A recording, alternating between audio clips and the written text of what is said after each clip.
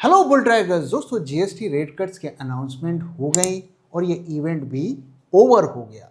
काफ़ी डिटेल्स भी हमें मिल रही है, हालांकि अभी भी लोग इसका इम्पैक्ट को इवेलुएट करने की कोशिश कर रहे हैं। कुछ समझ में आ रहा है, कुछ समझ में नहीं आ रहा है। तो ऐसे में प्रश्न उठता है कि इसके बाद मार्केट का क्या होगा, कहाँ जाएगा मार्केट? क्या यहाँ से ऊपर जाएगा, क्या यहाँ से नीचे जाएगा? अगर आप मार्केट के रिएक्शन को देखें तो वो भी थोड़ा कंफ्यूजिंग है। कल के दिन गैप अप खुला और सारा गेन उसने लूज कर दिया, और आज के दिन खुलते ही मार्केट्स नीचे गए और वहाँ से हमें रिकवरी भी देखने को मिली। तो ये पजल को हमें सॉल्व करना ज़रूरी है कि यहाँ से मार्केट कहाँ जाएंगे। तो ये सबसे पहले ऑटो सेक्टर के बारे में बात करते हैं, क्योंकि ऑटो सेक्टर को सबसे ज़्यादा फ़ायदा जीएसटी रेट कट से होने वाला है, लेकिन कुछ नुकसान भी होने वाला है। आइए इसको समझते हैं। तो यहाँ पे अगर आप देखें तो जो छोटी कार्स होती हैं और साथ में 350 सीसी से कम की जो बाइक्स होती हैं, उसमें हमें राहत मिली है। 28% से 18% कर दिया गया। एसयूवीज में भी थोड़ी सी छूट मिली है, क्योंकि पहले उसमें सेस भी लगता था, उस सेस को हटा दिया गया, तो वहाँ पर मामूली राहत भी मिली है, करीब 5% की। तो इसका सबसे ज़्यादा बेनिफिशियरी कौन होगा? तो मारुति होगा, हुंडई भी होगा, हीरो मोटर्स होगा, एम&एम थोड़ा मिक्स्ड बैग रहेगा, और हाइब्रिड्स को भी बेनिफिट मिलेगा। तो ईवीज में अगर आप देखिए तो उसमें अनचेंज रखा गया है, लेकिन ये जो कन्वेंशनल कार्स हैं और ईवीज में जो गैप थोड़ा कम हो गया है, तो कुछ हद तक इनके लिए नेगेटिव ही रहेगा। ऑटो पार्ट्स की अगर बात करें तो वहाँ पर 18% यूनिफॉर्म स्लैब रखा गया, जिससे जो अनऑर्गेनाइज्ड और ऑर्गेनाइज्ड सेक्टर हैं की कंपनीज हैं, उनको उनके बीच में जो गैप नैरो हो जाएगा। एग्रीकल्चर और कमर्शियल व्हीकल्स में भी बेनिफिट मिलेगा। कमर्शियल व्हीकल में भी आप देखें तो जीएसटी कम किया गया है। ट्रैक्टर्स में भी कमी आई है। टायर और पार्ट्स में भी 5% में रखा गया। इससे रूरल इकोनॉमी को हेल्प मिलेगा। और साथ में जो इनसे रिलेटेड फाइनेंस की कंपनीज हैं, बैंक्स, एनबीएफसीज, इसमें भी इनको भी फायदा होने की उम्मीद है, क्योंकि ये गाड़ियां लोन लेकर खरीदी जाती हैं। तो ओवरऑल जो भी ऑटो सेक्टर से रिलेटेड कंपनीज हैं, उनको फायदा ही होने वाला है, और इसी वजह से ऑटो सेक्टर में हमें तेजी देखने को मिल रही है। अगर हम इसके नेगेटिव साइड्स को देखें तो क्या है? पहली चीज़ यह है कि डीलर स्टॉक ओवरहैंग। अभी ऑलरेडी जो इन्वेंट्री उनकी बनी हुई है करीब 6 लाख पर्सनल व्हीकल्स, इनका क्या होगा? इसके लिए clarity needed on cess refunds. तो यहाँ पे थोड़ा एक कंफ्यूजन का माहौल बना हुआ है। साथ ही अब जो ये सीजनैलिटी का इफेक्ट होता है, अभी कोई हमारे कुछ इस दौरान इस डेट्स में लोग खरीदारी नहीं करते हैं, तो इससे लोग डिले करेंगे और उसके बाद फिर वो आगे हमें डिमांड बूस्ट होती हुई दिखेगी। साथ में जो आइस में जो कट्स किए गए हैं आइस इंजन्स में और ईवीज में, इनका जो गैप है ये थोड़ा जो है नैरो हो जाएगा, और हाइब्रिड्स को डेफिनेटली इसका फायदा मिलेगा। प्रीमियम बाइक्स की अगर आप देखें तो 350 सीसी से जो बाइक्स हैं उनमें बढ़ा दिया गया, उन्हें अब 40% जीएसटी में ला दिया गया है, जिससे 7% का इनका प्राइस हाइक होगा। तो ये थोड़ा इम्पैक्ट करेगा, और इसका सबसे ज़्यादा इम्पैक्ट किसको होगा? तो रॉयल एनफील्ड को होगा। लेकिन बहुत ज़्यादा इम्पैक्ट नहीं होगा, क्योंकि ये बाइक्स जो होती हैं थोड़ा जो हायर इनकम ग्रुप के लोग यूज़ करते हैं, और उनके लिए ये 6-7% बहुत ज़्यादा मायने नहीं रखेगा। अब अगर एफएमसीजी की बात करें, यहाँ पर क्या है? तो यहाँ पर भी काफ़ी पॉजिटिव्स हैं। तो जो रोज़मर्रा की चीज़ें होती हैं, हम यूज़ करते हैं, toothpaste, soaps, noodles, chocolates, coffees etcetera, इनको 5% स्लैब में डाल दिया गया है। और जो लार्ज पैक्स हैं, जो ज़्यादा क्वांटिटी के होते हैं, उनमें तो प्राइस कट्स हो जाएगा। और जो स्मॉल पैक्स होते हैं, जो 5 रुपये 10 रुपये के होते हैं, तो उनमें भी प्राइजेस सेम रहेंगे, लेकिन वो हो सकता है क्वांटिटी को बढ़ा दें। तो इस तरीके से यहाँ पर फायदा होगा। अब इसका इम्पैक्ट अगर आप देखिए तो 8 से 10% की प्राइजेस में ड्रॉप होगा, विच इज सिग्निफिकेंट। रोजमर्रा के इस्तेमाल के लिए ये पॉजिटिव है। और 10 से 12% का वॉल्यूम ग्रोथ होने वाला है, खास करके प्रोसेस्ड फूड में ड्यू टू फेस्टिवल्स। तो अगले कुछ दिनों तक एफएमसीजी स्टॉक्स जो हैं अच्छा परफॉर्म कर सकते हैं।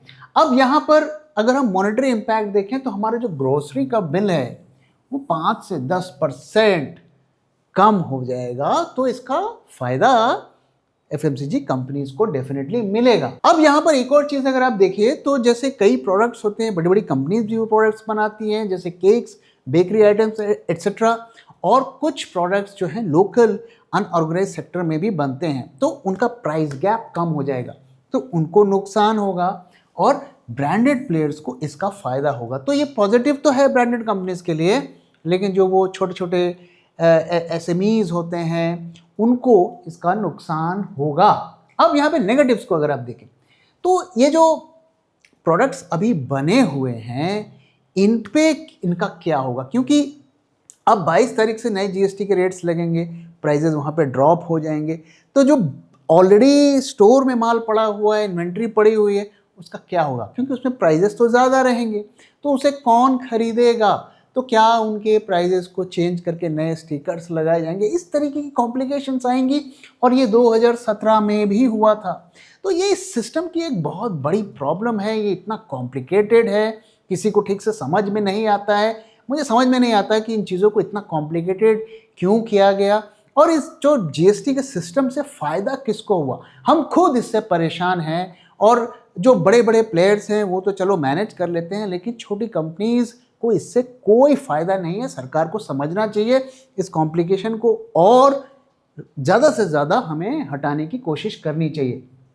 और यहाँ पर अगर आप देखिए दूसरी प्रॉब्लम क्या हो रही है कि उन्हें अब जो कंप्लायंस का लोड उनका बढ़ जाएगा, क्योंकि अब 18 दिन में उनको प्राइजेस वगैरह की वो रीमैपिंग करनी पड़ेंगी, ई इनवॉइसिंग करनी पड़ेंगी, तो ये एडिशनल जो कॉम्प्लिकेशन क्रिएट करेगा। हो सकता है इसकी वजह से मार्केट में सप्लाई भी कम हो जाए। और जो इसका एक और नेगेटिव इम्पैक्ट क्या है कि ऑनलाइन डिलीवरी, इसमें अभी 18% की जीएसटी लगा दी गई है। अब यहाँ पे दो तरीके की चीज़ होती है, डिलीवरी फीस पे अब जीएसटी लगेगा, जो प्रोडक्ट्स पे होते हैं उस पर तो जीएसटी लगेगा ही लगेगा। अब इसकी वजह से क्या होगा कि ज़्यादातर लोग खास करके मेट्रोज़ में ये जोमेटो स्विगी से ग्रॉसरीज वगैरह मंगाते हैं, ब्लिंकिट वगैरह से, तो इसमें एक तो उन्होंने अपने डिलीवरी चार्जेस, प्लेटफॉर्म फीस वगैरह हैं वो बढ़ा दिए हैं, और दूसरी तरफ जो ये एडिशनल 18% की जीएसटी डिलीवरी चार्जेस के नाम पर लगा दी गई हैं। तो उससे क्या होगा कि थोड़ा बहुत जो हमें फ़ायदा मिलता है काफ़ी हद तक वो ऑफसेट हो जाएगा। तो जो अगर इन प्लेटफॉर्म्स को यूज़ करते हैं तो इसका फ़ायदा नहीं उठा पाएंगे, तो उन्हें झोला लेकर मार्केट में जाना पड़ेगा और वहाँ से सामान खरीदना पड़ेगा। जून 2024 को अगर आप निफ्टी में पैसे लगाते तो आज आपके रिटर्न्स बनते सिर्फ 6.5%, और अगर आप बुल ट्रैक 2024 पोर्टफोलियो में पैसे लगाते तो आज आपको दुगने से भी ज्यादा रिटर्न मिलता। और गौर करने वाली बात यह है कि पिछले दिनों जो मार्केट में हमें ब्लड बाथ देखने को मिला, उस ब्लड बाथ में भी हमारे पोर्टफोलियो ने लगातार पॉजिटिव रिटर्न्स दिखाए।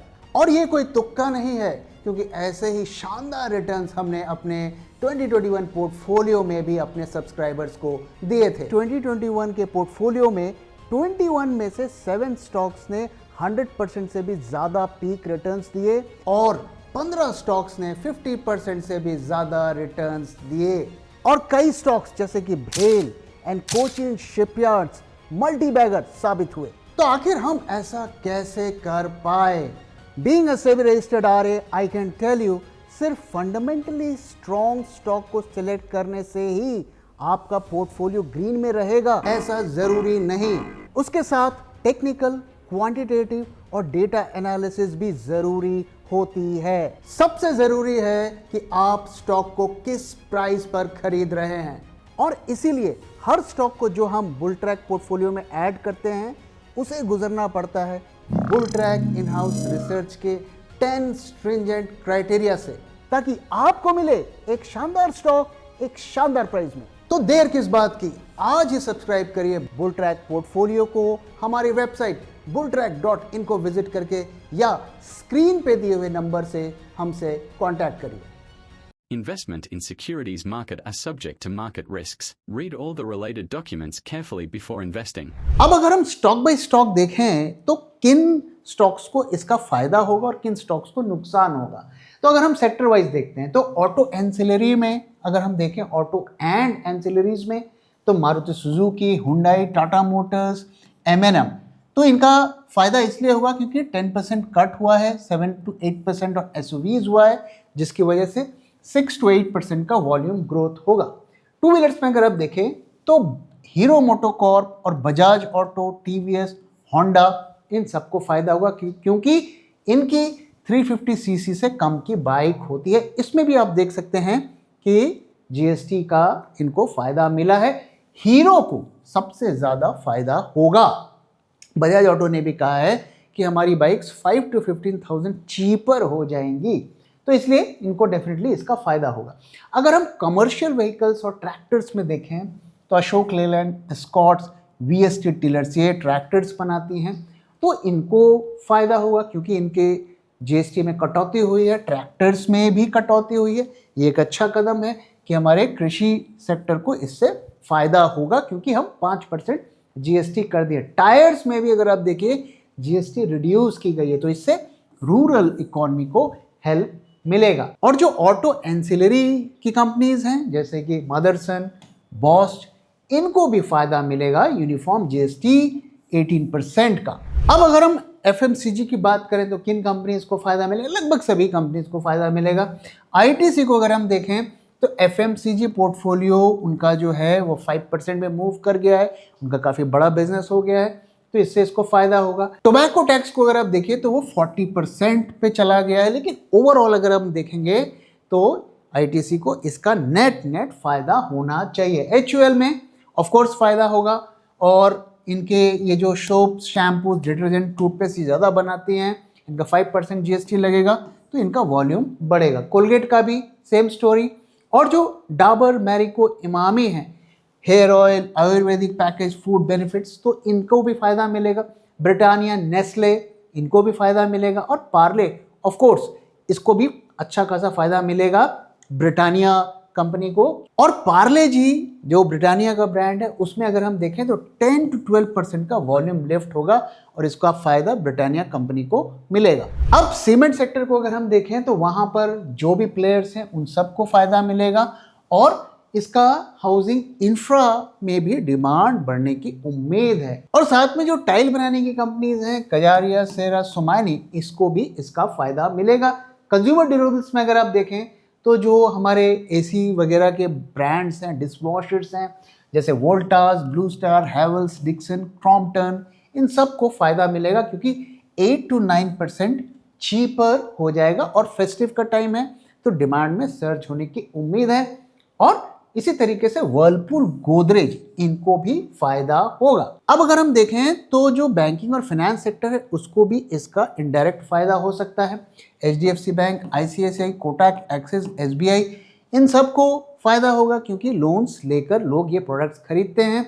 और Bajaj finance, Shriram finance, MNM financial, इन सबको भी बेनिफिट होने की उम्मीद है। Health care and pharma sectors में अगर आप देखें तो doctor Reddy, Cipla, Sun, Lupin, इन सबको फायदा होगा क्योंकि लाइफ सेविंग ड्रग्स को 0 जीएसटी में डाल दिया गया है। और अगर हम हॉस्पिटल्स की बात करें तो Apollo hospital, Fortis, in hospitals को खास करके ज़्यादा फायदा होगा क्योंकि हेल्थ इंश्योरेंस थोड़ा चीपर हो जाएगा।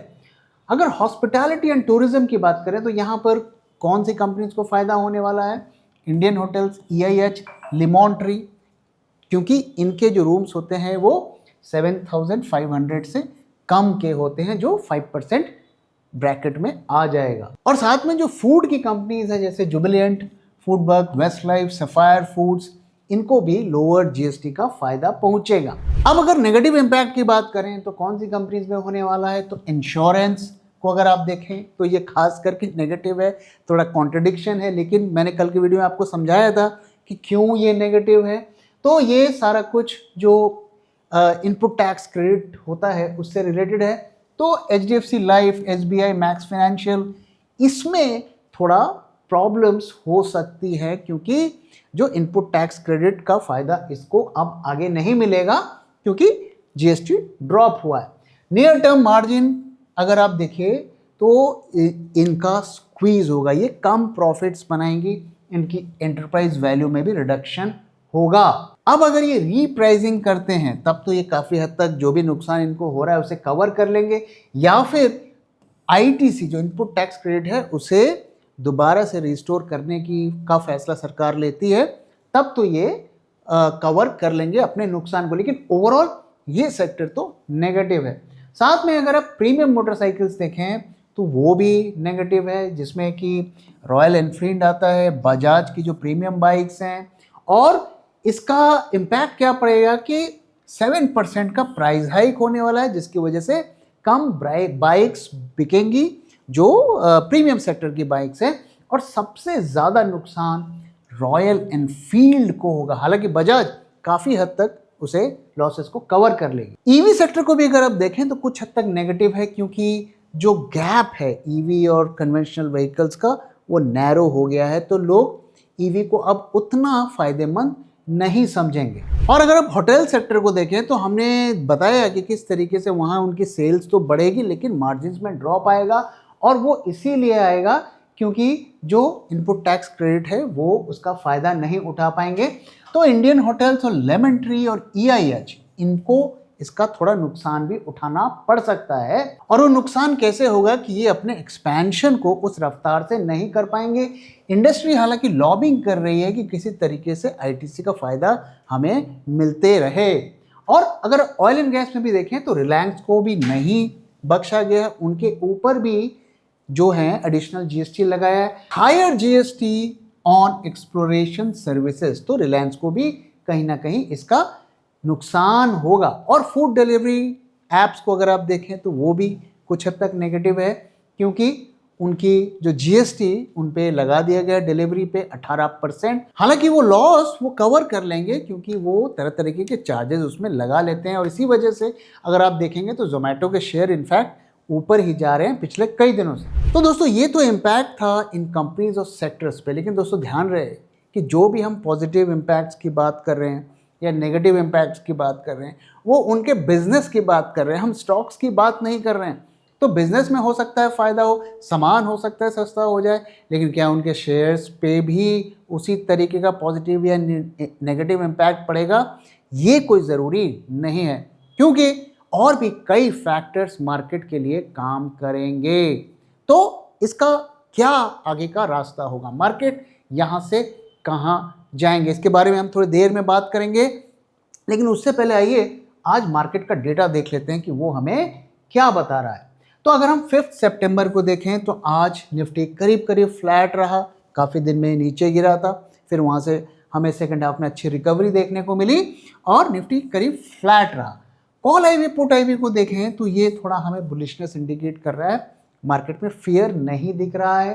पुट कॉल रेशियो में अगर आप देखिए तो परसों के दिन काफ़ी जंप देखने को मिला था, पोजीशंस कटिंग, और आज भी अगर हम देखें उस लेवल से नीचे है, लेकिन कल के लेवल से थोड़ा राइज किया है।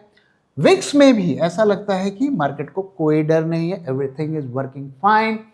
करेंट मंथ में काफ़ी कॉन्ट्रैक्ट्स ऐड हुए हैं, करीब 5778 कॉन्ट्रैक्ट निफ्टी के फ्यूचर में ऐड हुए हैं।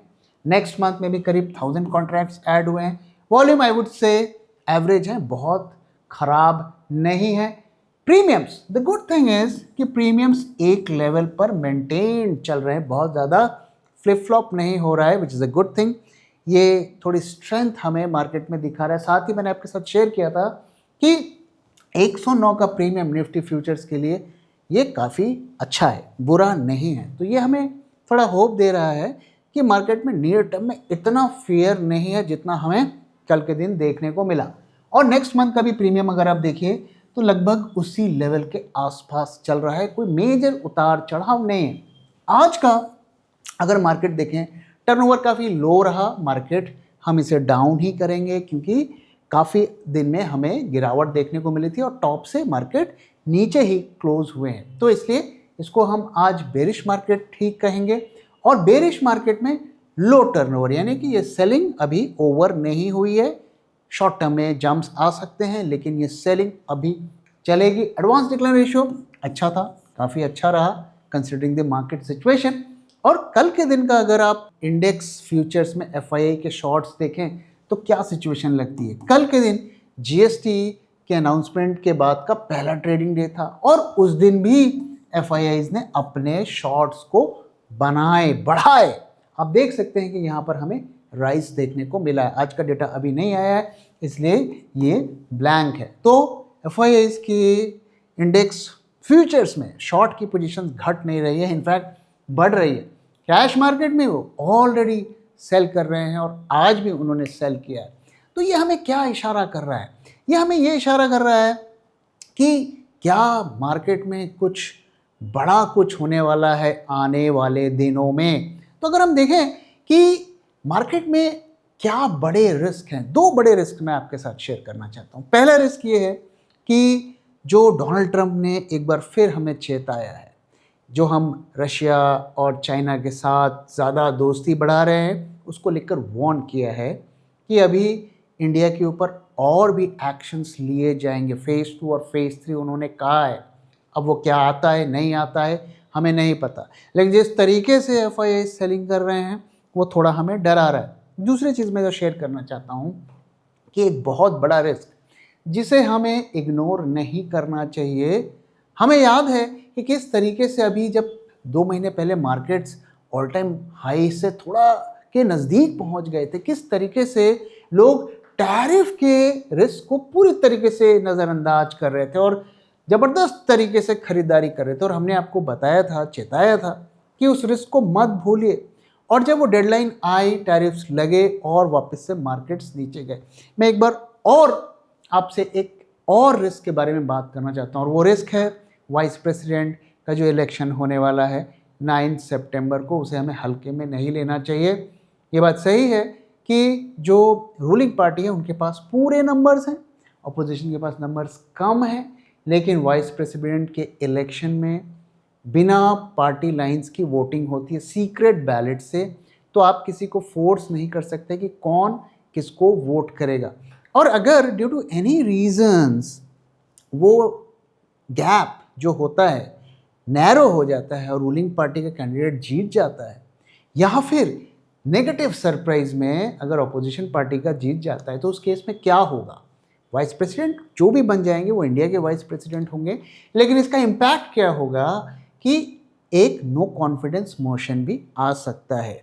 और मुझे नहीं पता आएगा नहीं आएगा, कौन जीतेगा नहीं जीतेगा, मैं कोई भविष्यवाणी नहीं कर रहा हूँ, लेकिन उस एक सिचुएशन को ध्यान में हमें रखना है, उस रिस्क को ध्यान में रखना है, क्योंकि अगर कुछ ऐसा हो गया तो बड़ी मार्केट में उठापटक हो गई।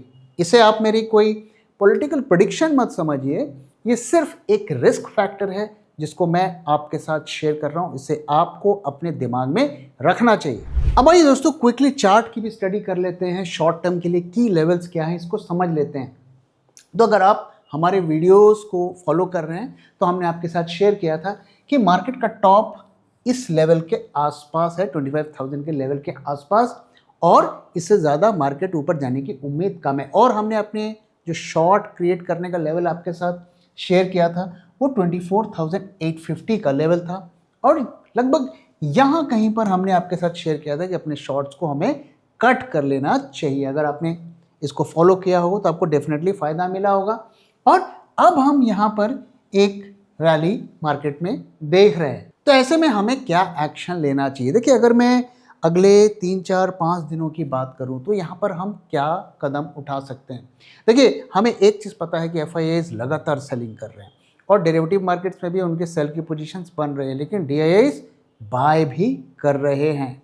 जिस तरीके का यहाँ पे पैटर्न बन रहा है और जो डेटा हम इंडिकेटर्स को देख रहे हैं उससे हमें ये क्लू दिख रहा है कि भले ही जीएसटी बहुत ज़्यादा बेनिफिशियल ना हो मार्केट के लिए, लेकिन कहीं ना कहीं एक रैली ड्यू है जो कि कुछ दिन तक चल सकती है और इसकी पॉसिबिलिटी है। और ऐसा हम क्यों कह रहे हैं? क्योंकि 2-3 चीज़ें हमें देखनी है। पहला ये कि इसने ये एक लो बनाया और दूसरा लो जो बनाया ये हायर लो है, इस लो को इसने ब्रीच नहीं किया। और हम देख सकते हैं कि यहाँ पर भी अगर आप देखिए तो एक ये कोशिश कर रहा है ऊपर जाने की। आज का दिन भी अगर आप देखिए तो इसने अच्छी रिकवरी की है। कल के दिन भी अगर आप देखिए तो इसने काफ़ी अच्छा वॉल्यूम क्रिएट किया, यहाँ पर भी आप देखिए अच्छा वॉल्यूम क्रिएट किया, यानी कि बाइंग फोर्स तो है।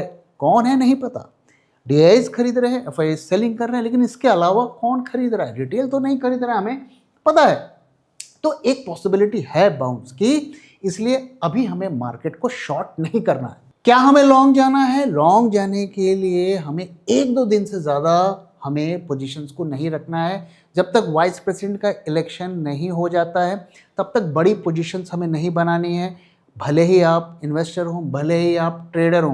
तो लेवल्स अगर हम देखें तो क्या है, ये जो लेवल है 24,675 से 24,850, ये नो ट्रेड जोन है, हमें कोई पोजीशन नहीं बनानी है। बुलिश पोजीशन तब तक हमें नहीं बनानी है जब तक जो हमारा शॉर्ट का लेवल था 24,850 ये ब्रीच करके प्राइजेस ऊपर नहीं चले जाते हैं, तब तक नो लॉन्ग्स। और शॉर्ट करने के लिए भी हमें इस लेवल का इंतज़ार करना चाहिए। ये लेवल एक बार टूट जाए उसके बाद ही हमें शॉर्ट करना चाहिए। फिलहाल आज के दिन नो ट्रेड जोन। और जो इन्वेस्टर्स लोग हैं जो इस जीएसटी कट, रेट कट के अनाउंसमेंट्स को ध्यान में रख के बड़ी पोजीशंस बनाने चाहते हैं लॉन्ग टर्म के लिए, उन्हें मैं सलाह दूंगा कि 1-2 दिन रुक जाइए, 9 तारीख जाने दीजिए और फिर बड़ी पोजीशंस मार्केट में बनाइए और बड़ा पैसा लगाइए। तब तक के लिए थोड़े अपने एक्साइटमेंट को कंट्रोल में रखिए। तो दोस्तों इसी के साथ इस वीडियो को मैं यहाँ पे खत्म कर रहा हूँ। वीडियो कैसा लगा जरूर बताइएगा और अपना फीडबैक भी शेयर करना मत भूलिएगा। Thank you very much for watching and thank you for your time.